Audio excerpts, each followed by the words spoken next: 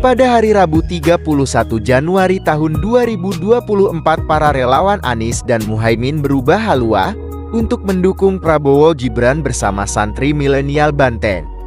Para relawan Anies dan Muhaimin dari Kabupaten Pandeglang, Kabupaten Serang dan Kota Serang.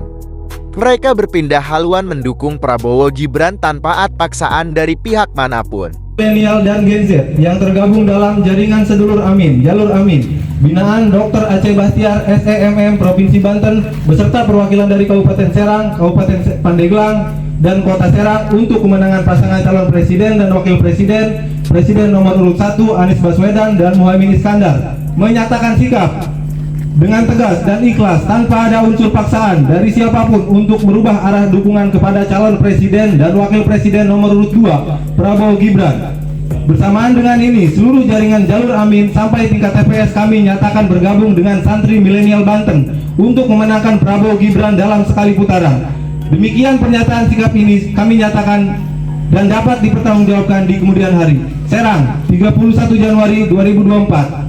Jalur Amin, dukung Prabowo Gibran.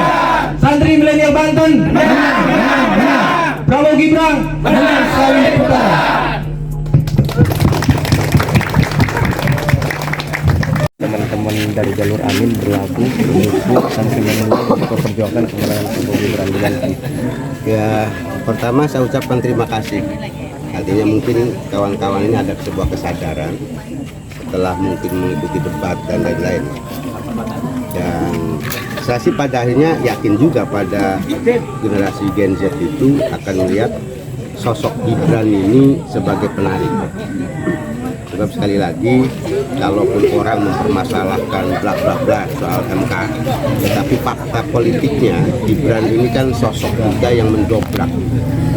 Dan ini starting point, gitu, mukaddimah bagi generasi muda yang akan datang untuk mempersiapkan diri sebagai pemimpin bangsa ke depan.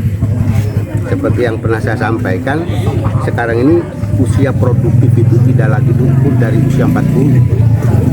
Usia 25 itu di kampus saja, di kampus ya. Sebelum usia 25 aja kan sudah ada pemilihan presma dengan cara-cara politik. Kan gitu. Artinya apa? Persiapan untuk menjadi pemimpin bangsa itu ya sudah dilakukan oleh Gibran itu. Dan kita juga sebetulnya harus mengusulkan itu, usia 40 itu jangan dikaitkan dengan pada pengangkatan Rasul segala macam. Itu beda. Pakai soal isu yang dihembuskan oleh tim yang lain bahwa pakai melakukan penculikan pada caleg dan simpatisan yang lain, respon dari pakai sendiri gimana? Kalau saya mampu menculik caleg luar biasa, hebatnya luar biasa. Itu caleg yang seperti apa yang bisa saya culik itu? Seberapa besar dampak dari bergabungnya kelompok milenial Jalur Amin ini di santri milenial Banten? Iya, pada yang elektabilitas Prabowo Gibran dan pemenangan suara nanti. Pada akhirnya kan ini membuktikan bahwa suara tadinya 01 kepada 02 ini akan bertambah. Gitu. Dan saya yakin di Banten ini menang telak lah ya, di angka 60% sampai 70%. Ada tugas-tugas khusus yang akan diberikan mungkin ke para milenial ini nanti? Layaknya kita ini kan relawan murni lah. Jadi kita dari hati, karena kita mengembangkan politik gagasan, bukan politik janji-janji yang seperti disampaikan apa begitu ya. Generasi muda kan harus dibekali politik gagasan.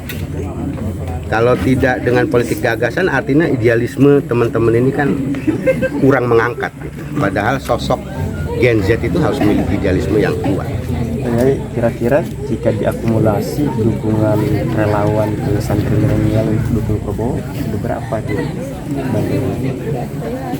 Apanya? Masanya? Waduh, masanya itu udah nyampe 60 ribuan ya. Kita aja kader saja nih, kader sampai kordes di tingkat Kota Serang aja itu sudah 1.005. Itu kader penggerak. Nah, dari kader penggerak ini satu orang 15 orang. Tinggal kali aja. Nah, itu belum lagi nanti kader yang lain itu terus membawa itu. Makanya kalau seluruh Banten itu kita udah mencapai 60 ribuan lebih. Pak Kiai, apakah ada kemungkinan lagi ke depan akan ada dukungan misalkan dari caleg lain atau dari relawan lain? Kita terima kita terima. Jadi kita hanya sifatnya menerima kok. Seperti yang sudah saya sampaikan ya, misalnya ada kawan-kawan yang tadinya dari 01, 03 mau gabung dengan SMB, kita terima. Kita terima. Dan dengan senang hati tentunya. Pak Kiai, semua capres termasuk Pak Prabowo kemarin sudah mengultimatum untuk semua kader relawan mengawasi TPS. Apakah dari santri Medan Banten juga akan dilibatkan untuk mengawasi TPS di penghitungan suara? Iya, kita punya sistem tersendiri untuk ikut mengawasi itu. Akan bikin posko mungkin? Poskonya di sini, di markas besarnya sini. Di TPS bikin posko lagi nggak? Enggak lah, kita pakai sistem aja. Mungkin akan menempatkan kader-kader di sana? Iya.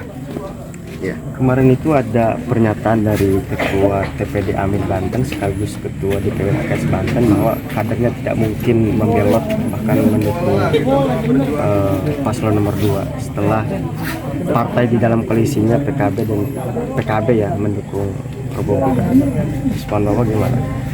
Ya kita lihat aja nanti uang faktanya udah deklarasi kok kayak begini gitu kan. Yang tadinya 01 jadi ke 02. Ini kan fakta. Dan semua itu nanti dibilik lah persoalannya. Nanti setelah dihitung suara baru real.